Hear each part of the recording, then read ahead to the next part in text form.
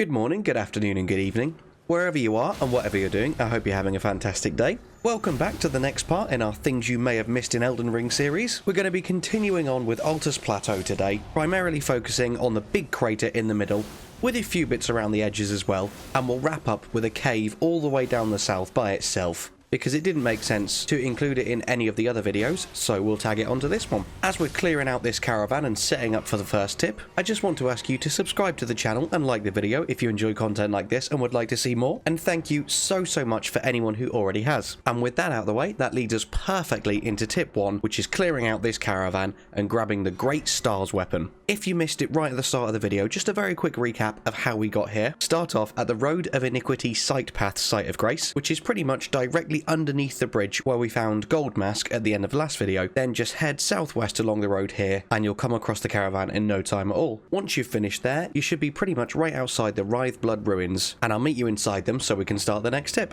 Now that we're at the Writheblood Ruins, you'll be faced with a bunch of the squidgy squelchy slime enemies and an absolutely gigantic one. Holy crap, is he big. Don't feel like you need to beat them all because none of them drop any worthy loot, and they also give you a pathetic amount of runes, but they're fun to kill, so do as you will. And once you've finished murderizing and looting everything up here, you can grab a load of sacramental buds from the various ruins. There's a few scarlet rot doggos as well, including one big one. And once you've had your fun with all the enemies up here, you can go down into the basement room just here, and you'll be faced with the Sanguine Noble. I'm not sure if this is just because my weapon's quite strong or because I was very aggressive, but he was pathetic.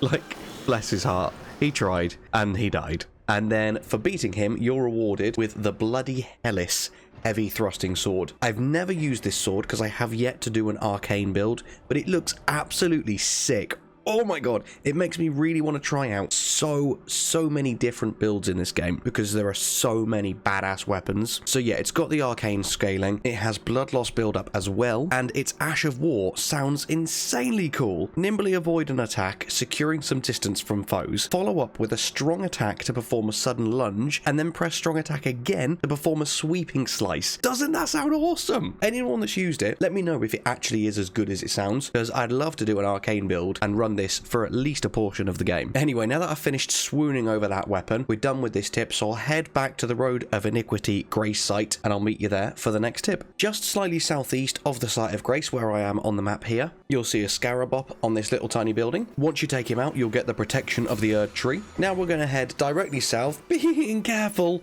not to fall off the cliff like I very nearly did just then. And a little bit further down, you can get yourself a golden seed. Now we're going to head back up top again where the caravan was and hug the edge of the cliff. As you're running around here, you'll see you can jump onto part of the broken bridge, and then you want to hop down onto an even more broken part of the bridge. Now get off your horse to make sure you don't fall off, and just on the edge of the rubble here, you'll get the Radiant Goldmask. Look at it!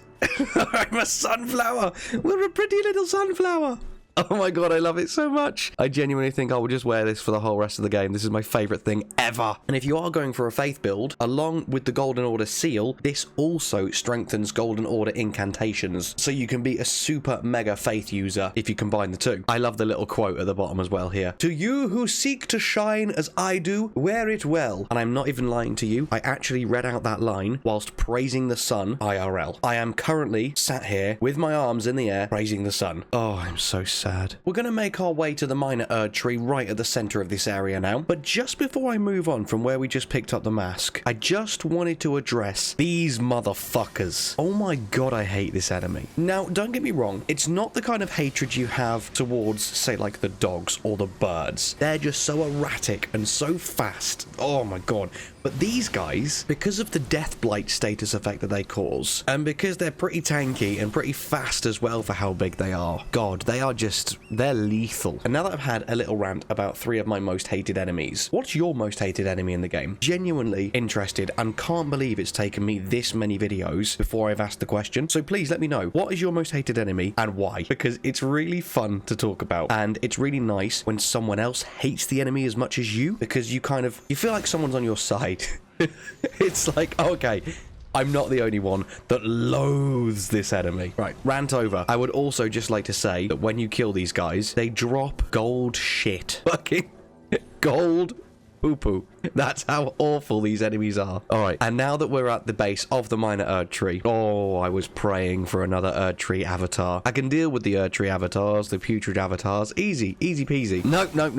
It's a massive boss of the bastards I was just talking about, WORMFACE, and he absolutely destroyed me. So be super careful with this guy. No shame in summoning your ashes. I really wanted to prove to myself I could kill him without summoning, and I did it. It was fairly easy the second time when I just kept scooching around him because he's fairly easily staggerable. But God, he can be such a pain. Anyway, when you defeat him, you get the Crimson Spill Crystal tier and the Speckled Hard tier. The first one temporarily boosting your max HP, and the second one boosting resistance and healing statuses. I haven't used the Speckled Hard tier myself, but I've heard it be used against certain status effect causing bosses and enemies. Apparently it's absolutely fantastic, so I'll probably swap out my mixed physic and actually start to use that Speckled Hard tier from now on, especially because, as you've just seen, as I was running to the Woodfolk Ruins to defeat this scarab, I got death blighted to death again. Yay! Fuck's sake. So we'll make the run back to the Woodfolk Ruins, defeat the scarab this time, and get the Ash of War Golden Buttslam. And also, just a little bit further along the wall, can pick up the Nomadic Warriors Cookbook 19 as well. And then in another section of the ruins, you can also grab the Icon Shield and some gravel stones.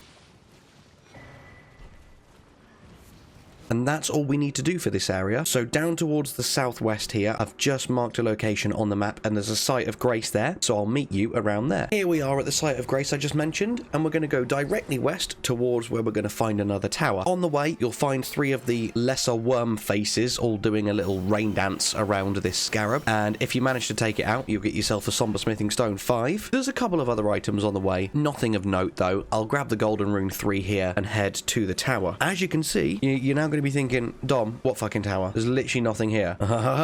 It is a Mirage Tower. Go and interact with the gargoyle holding the book, and you'll see it says to touch 3 phantom crests. One of them is right here, right next to it, so you know what you're looking out for. So it's these spectral, blue, glowy, floaty things. So we'll interact with this one straight away, and now in the inventory, you'll see you've been given a map, and that signals all 3 locations for the phantoms that you're looking out for. I'm going to ping their rough locations on my map so you can see where we're going, and then we'll head straight over to the first one now. On the way there, I'll take out another WORMFACE for some more golden shit and a Mikkela's Lily, and sure enough, here is the next phantom statue. You don't need to take out all of these spirit gargoyles that spawn. It will perpetually spawn them until you take it out, and once you take it out, they'll all just die and despawn. And now head all the way to the other side of this canyon, all the way to the east, and then scooch up this mountain here, and you'll see there's a suspicious looking rock because there's a load of green grass growing from it. Take a swing. It was an illusion. And there is the final phantom. Once you've taken them all out, you can run back to the Mirage Tower. Be careful of the worm faces on the way, and you'll see it's now here. So we can climb up the ladder as usual, and then in the chest here, you'll get Unseen Form and Unseen Blade, which hide both yourself and your weapon, respectively, and 5 slumbering eggs from the corpse here. We're done here, so we'll teleport back to the Bower of Bounty, Site of Grace, and I'll meet you in the next tip. This is a super quick one. I've just marked 3 locations on the map. We're going to grab a few items, and then I'm going to show you the entrance to the first cave that we're going to explore. So beeline it for point 1 that I've marked on the map, and when you're here, be very careful of all the slugs that are around, and you can grab yourself some soft cotton. Slightly further east still, you can get some poison bone darts from this section of the ruins, and then where you see a ton of these lesser WORMFACE dudes, you can go down into the basement, open up the door, and in here you'll get the Wrath of Gold. That's all there is to do here, so we're now just going to head south and go towards point 3, which is the cave that I've marked on the map. And once we're here, take the lift down, and we'll go through the ALTUS tunnel together. Now that we're here, there's nothing too fancy about ALTUS tunnel. It's another smithing material cave with lots of them crystal miner enemies, so just kill everything you see and loot everything you see. Straight away in this first room, you can grab a rune arc from the chest here. Then there is an absolute ton of Smithing Stone 5 and Somber Smithing Stone 5 that you can grab from this tunnel. And obviously with these crystal miner guys, blunt weapons that deal strike damage such as maces and hammers are absolutely fantastic, as is most magic, which is why I'm pretty much just using the weapon art from the Moonveil because it one-shots them all. So if you've got any of the above, this will be an absolute breeze for you. Go through looting and killing as you see fit, and I'll just call out the 1 or 2 important things in this dungeon. So as you come out of this opening here, just above you, you'll see another malformed star. There is an item below below him, so I'm sure there must be a way to get to him, but I couldn't find it. So hopefully you've got a ranged weapon that's long distance enough that you can take him out. You don't need to take him out, but it's going to be a lot easier to loot this section of the dungeon if you can. So once he's dead, you can run to your left and grab a golden rune 7, then jump on this tree trunk and run all the way to the top, and you can get an arsenal charm +1. Now swing down, taking out the crystal snails, and you can get some glintstone scraps, and you're done for this little area. I never end up making it to where the malformed star is, so I have no idea what that item is, but from the research that I've done, I have taken you, or I will be taking you through every single important item in this dungeon, so God knows what's up there, but I don't believe it's anything important. So we'll turn back around and continue on towards the boss. When you come into this room, tons of crystal snails, take them all out, grab the smithing stones that are around the room, and you'll now be faced with yet another duo boss fight. This time it's 2 Crystalians, one with a spear and one with a ring blade. Just like with all other crystal enemies, strike weapons are going to be absolutely fantastic, so my build for these enemies sucks balls. Luckily, Engval has got my back, and he kept one of them distracted while I took the other one out, and once they're both dead, you'll get the Somber Stone Miner's Bell Bearing 2, which now lets you buy unlimited quantities of somber smithing stones rank 3 and 4 from the Twin Maiden husks back in Round Table Hold. And that's it, we're now done in this dungeon, so we're going to head to the ALTUS Highway Junction site of Grace and take you through another dungeon to finish off this video. We're going to head directly east of this site of Grace to just around here on the map, and that's where we'll find the next cave. But before we do that, I'm going to hang around on the map for a minute and talk you through what we're going to do over the next couple of videos. So in the next video, we'll be covering the north and northeast of ALTUS Plateau. But that's not all. If you follow this path down here, there's also this little plateau that is its own mini area, and there isn't a tremendous amount to the north, so I'll be bundling this into the next video as well. And then after that, we'll move over to the west and we'll start heading over to an area I hope you're all as excited about as me, which is Volcano Manor. I haven't decided yet whether I'm going to need to split Volcano Manor up or whether it's just going to be like a 40-minute video. So if you wouldn't mind letting me know if you would sit through a 40-minute video, or if you'd rather it being in a few different like 15 to 20-minute segments. Okay, so now that we've done that, we're going to head east and start going towards the cave I've mentioned a few times. But before that, stop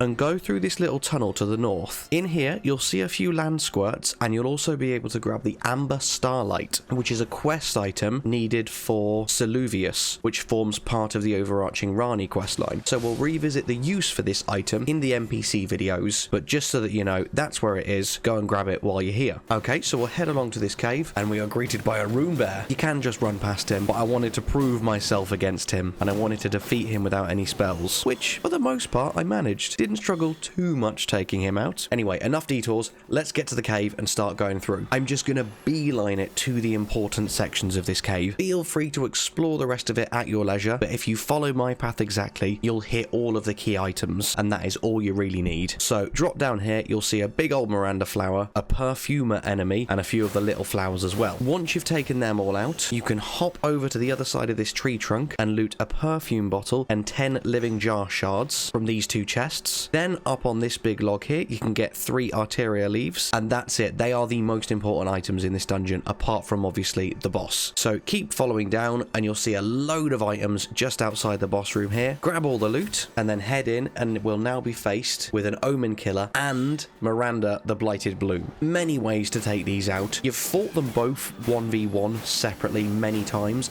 I'm sure separately you would absolutely annihilate them, but because it is a duo boss fight, just be very careful. What I like to do is bring the Omenkiller away and deal with him separately, then come back and take out the flower when she's by herself. And once you've taken them both out, you'll be rewarded with the Great Omenkiller Cleaver and a very pathetic amount of runes. And that really is all there is to it. I believe there'll be 2 more videos covering this section of ALTUS Plateau, and then, as I say, Volcano Manor is also going to be coming up very, very soon as well, along with all of the regions surrounding Lanedale Royal Capital just after that. I hope you enjoyed this one. I hope you had as much fun watching it as I did making it, and as always, I hope you learned at least one thing from this video. That's always my aim. I just want to entertain and educate at the same time. It really is a dream come true for me to be able to do this, and I look forward to seeing you in the next one. I hope you have an absolutely fantastic day. Bye bye.